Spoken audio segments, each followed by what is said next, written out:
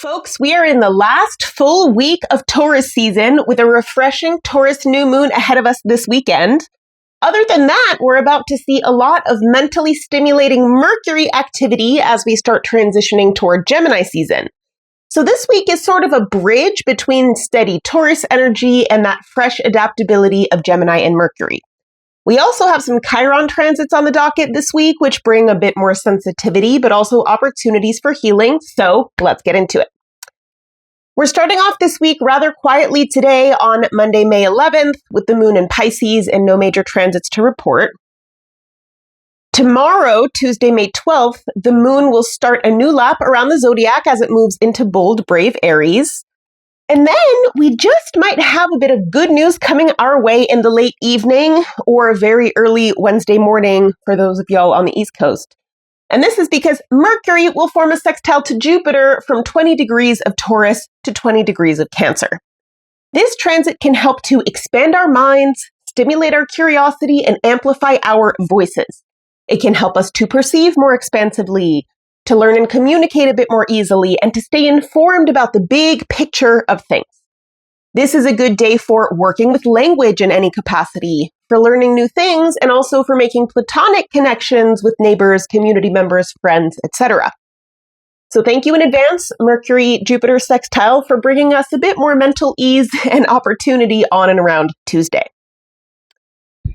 There's nothing much of note on Wednesday the 13th, and then on Thursday, May 14th, the Sun will be conjunct Mercury at 23 degrees of Taurus. And when a planet is conjunct to the Sun, it's known as a cazimi, in case you've heard that term before. So now that big solar spotlight is on the cosmic microphone of Mercury, which continues this theme of empowering our minds and our voices, as well as maybe receiving some omens or messages from the universe if we're open to them. This transit might simply have us thinking about ourselves, our identities, our lives, being more self-aware, expressing ourselves more effectively.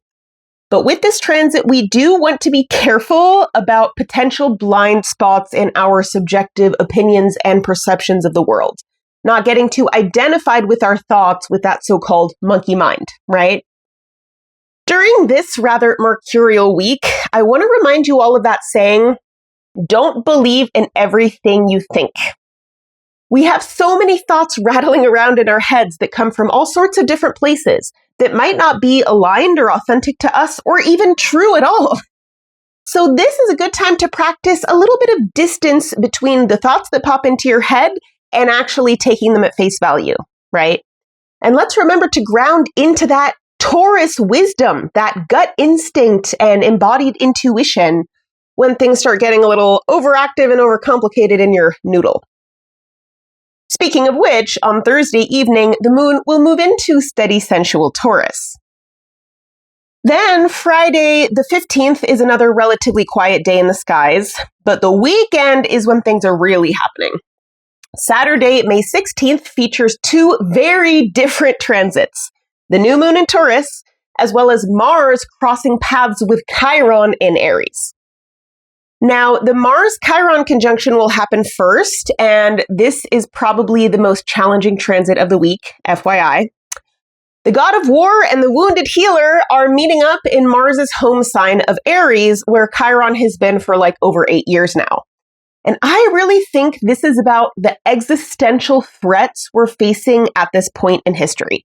The wars and conflicts and genocides, the looming threats of climate change, environmental destruction, the impending collapse of economic and political systems, etc. To be frank with y'all, the twisted society we live in is eroding a lot of people's will to live. We're so exhausted. We're feeling a certain amount of hopelessness and despair.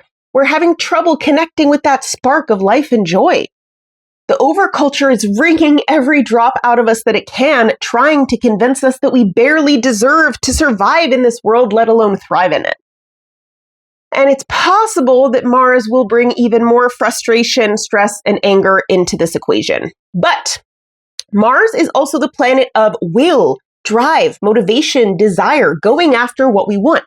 This is exactly the part of ourselves we need to connect to in order to fight back, especially in the sign of Aries the warrior.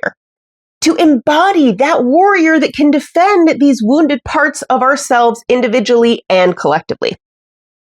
So we might just be able to use this energy to dig deep, to uncover another layer of energy and sacred rage, to remember what and who we're fighting for.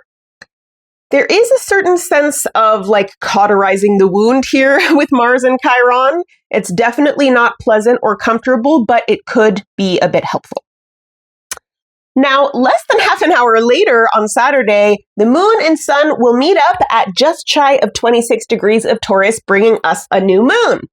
So as always, this is the end of a lunar cycle and the beginning of another one. It's a fresh start, a time of renewal. It's a chance to reflect back on the last month, plan ahead for the coming one, to set intentions and plant seeds. And in the earthy sign of Taurus, this could very well be about planting literal seeds, tending your garden, growing your own food like Logan talks to us about, or in some other way, shoring up your material resources and foundation for survival, which is very much what Taurus is all about. This could be a great time to craft, to build something new, to make art, to create something with your hands, ideally using natural materials. Or maybe you're establishing relationships with the plants and animals and nature around you. Especially on the heels of this challenging Mars-Chiron conjunction, this is also a bit of an emotional reset, a chance to regulate and balance ourselves internally, to quiet our minds for a moment, to ground into our bodies, to strip back to the simplest, most basic essentials and fundamentals. What do you really need in order to survive and be happy? And how can we embody Taurus the bull by practically, patiently, and persistently working towards exactly those things? I just think it's so important to take this opportunity to stabilize ourselves however we can because of the obviously chaotic state of the world, and because we're heading toward a more mercurial, Uranian, unstable, unpredictable astrological time. And this new moon will be conjunct both to Mercury and to Uranus in Gemini, again, bridging us towards that time. Speaking of which, on Saturday evening, the moon will already move along into quick, curious Gemini. Then, wrapping up the week, there's some more news to consider here on Sunday, May 17th. In the early morning, Mercury will leave Taurus and enter its home sign of Gemini. Get ready for our mouths and our minds to be moving a lot more quickly, folks. This is a very mentally stimulating time where we can perceive a lot and think a lot, communicate, learn new things, and shift old stubborn thought patterns more easily, so that's good. But we can also feel scattered, overwhelmed, chaotic, unfocused, even more than we already do in these overstimulating times. This is a moment to really think about how we consume information and the rapidly changing landscape of education, media, the internet, etc. It's a time to consider the stories we tell ourselves and others, how we use the tool of language, and to more easily update and change it to reflect the values we hold and the truths we're continuing to learn. Maybe you're someone who could express yourself a lot more, or maybe you're someone who needs to work more on the listening part. Either way, you can lean into Mercury and Gemini for some help. Next up here on Sunday, Venus will form a sextile to Chiron from 28 degrees of Gemini to 28 degrees of Aries. And this is definitely the more pleasant of the two Chiron transits this week. Venus can apply a bit of balm to our sore, sensitive Chiron spots, especially after Mars ripped through them just a few days before. Venus sextiling Chiron can really stimulate healing for us around our values, our emotional regulation, our resources, our creativity, and of course, our relationships. This is such a good day for a deep healing conversation with a loved one. And we might even get a bit of good news about a development toward equality and justice that soothes some of our existential Chiron fears, but we'll have to wait and see. The last transit of this week will be Mercury meeting up with Uranus at 1 degree of Gemini on Sunday evening. And this transit will stimulate and electrify our minds even further. Uranus's job is to shake things up, right? So as it crosses paths with Mercury, get ready for a little shock, some sudden news, an unforeseen insight or perspective shift. You might just notice more weird and unusual happenings in your everyday environment. But let's remember that Uranus's goal is always to jolt us into alignment. The hope here is to become more mentally liberated, to perceive and think more freely, to communicate more authentically.